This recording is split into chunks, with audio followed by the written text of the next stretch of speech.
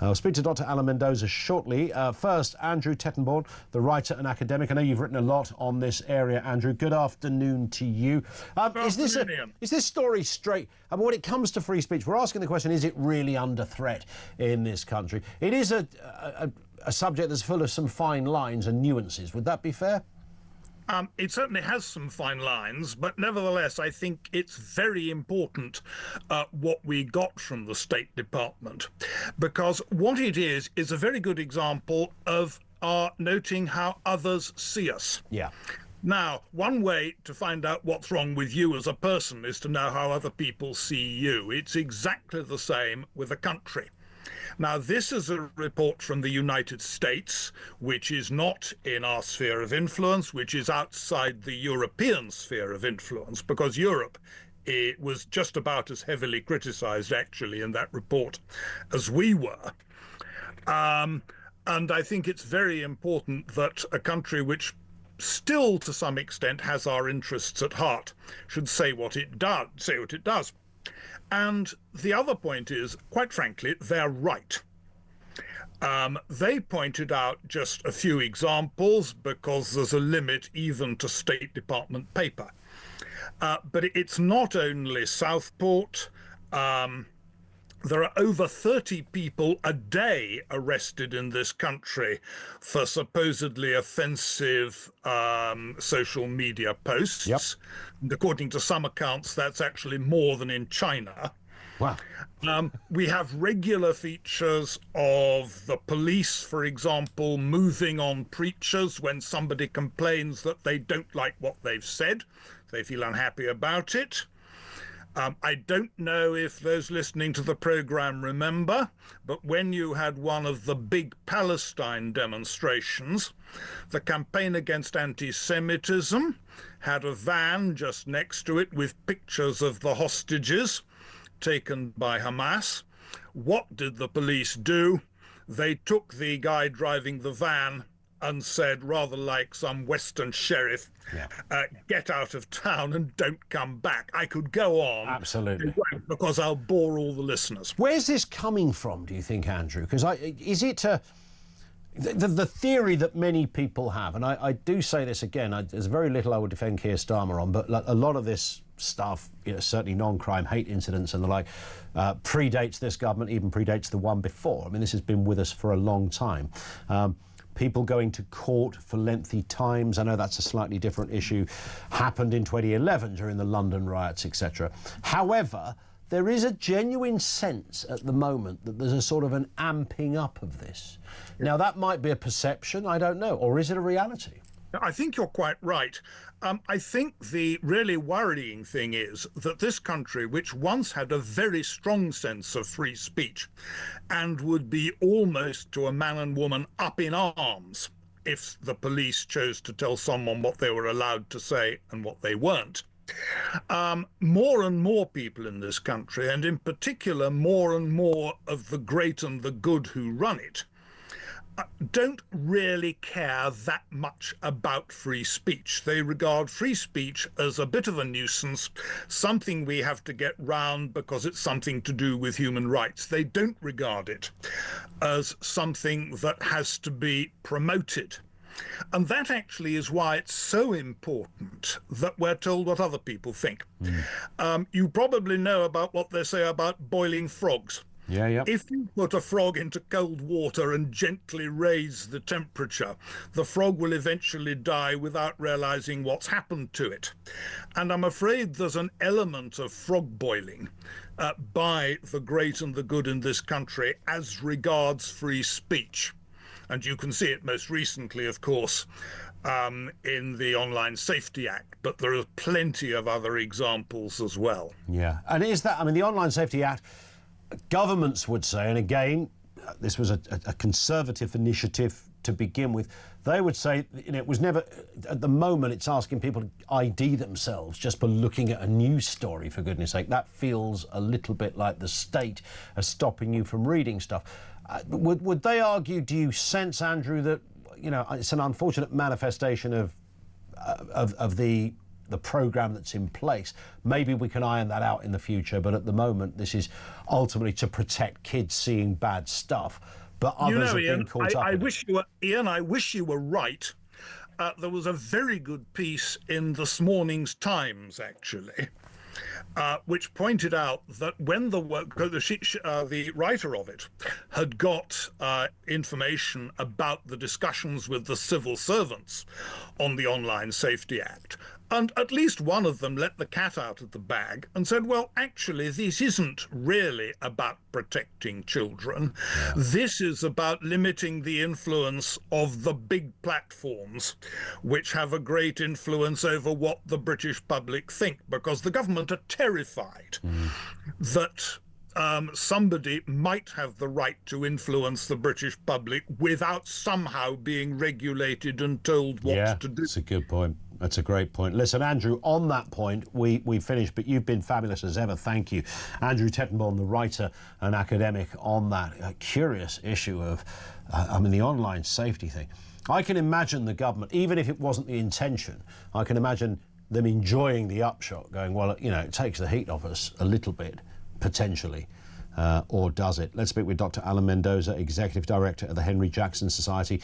Always good to gauge your views on these things. Alan, good afternoon. That question we began with, is free speech really under threat in the UK? What do you say? Well, I think it is. I think we've seen evidence that it is. We've seen the crackdown on what people say. We have seen the chilling effect that certain statements from the government have on people.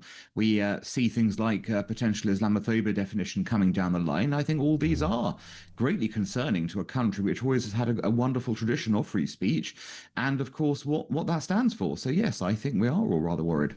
Is it because we were trying to explore this a little earlier? The whole internet thing. The social media. Social media was, when it sort of began, it was sort of like an extension of those chat rooms. It was just people larking around and, you can have some fun with this, and whether they were posting cat videos on Facebook or whether they were having a bit of a row on Twitter, etc.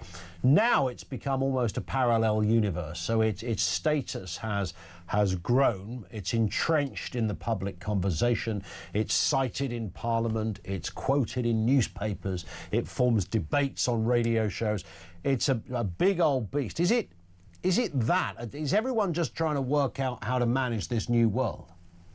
Yeah, I think you've kind of highlighted a big part of it, because there are now opportunities, so many more opportunities of free speech, as it were, given to what was happening, say, 20 years ago, where if you wanted free speech, you go to Speaker's Corner, maybe you'd go to a room upstairs in a pub and expand your views, but not much came of it. But now everyone's got the ability to stand on a soapbox every minute of every day, and so there is, of course, this idea: well, how do we deal with that, and how do we resolve it? But there are ways to resolve it, aren't there? There are ways to look at this. And obviously, when you have illegal speech, actually, things that incite violence or are racist, that's one thing. Yeah. But everything else, we ought to be far more sensible about allowing people the leniency to say what's on their mind, as long as it doesn't cross into those areas. Would you remember I was just going to, sorry to talk across you, Alan, but I was just about to say the story of the former police officer whose home was raided a month or so ago by the force he used to work for, ironically. Now, that's because somebody misread, by the way, what he said online. Not that it would have warranted that response, even if he had said it online, frankly. The bit on that I think nobody can work out, that one particular example, which I found almost haunting, laid in bed thinking about this. Not only, had a copper knocked on his door and said, mate, somebody complained about a tweet, and, any idea what it really meant? That, to me, would have been horrendous. But the fact is, not only did an officer show up, but about 10 of them showed up. They also had a warrant to search his house. It doesn't get any more disturbing than that. No, and of course it's particularly disturbing that this is occurring at a time of high crime in other more traditional criminal areas where crimes aren't being sought, and you don't see 10 police turning up if your home gets burgled or your car gets stolen or things like that happening. And instead it seems that there's been a deliberate move towards what might be called easier crimes to police, these sorts of things where people can sit in rooms and monitor what you're saying, as opposed to actually getting on the pavements and sorting out the real crime epidemic in this country. That's a concern as well, that it's, sort of masking the real criminal element in the UK today. And, where we go from here is going to be very seismic, I think, for us as a society. Is this down to Keir Starmer? Oh, he's helping. Yes. I mean, he is the person who is driving this up the agenda, isn't he?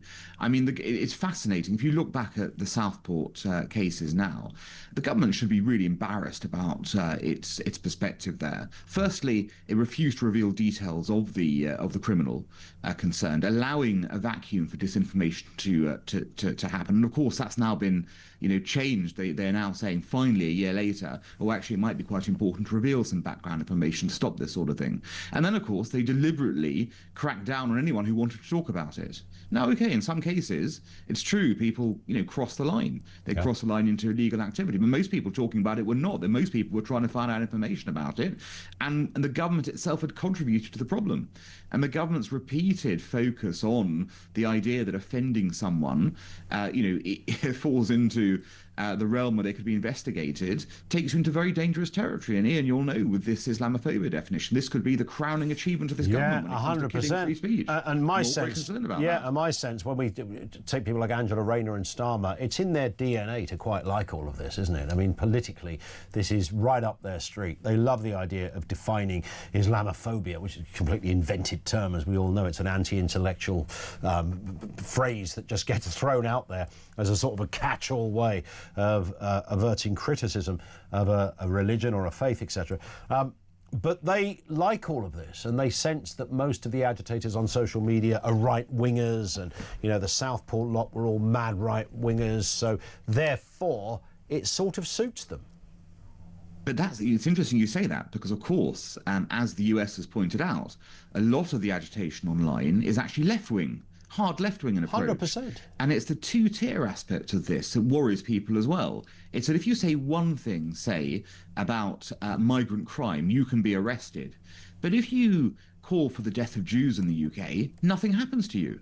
So the reality is that there is this terrible perception, which is somewhat, I think, grounded in reality, because we've seen what's been happening when it comes to speech on issues to do with Israel and Jews, compared to issues of free speech around migrants, immigration.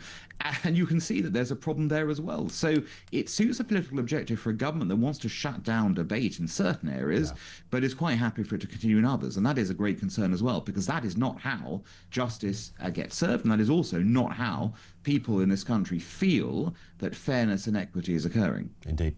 Alan, great to have you on, as ever. Thank you, Dr. Alan Mendoza.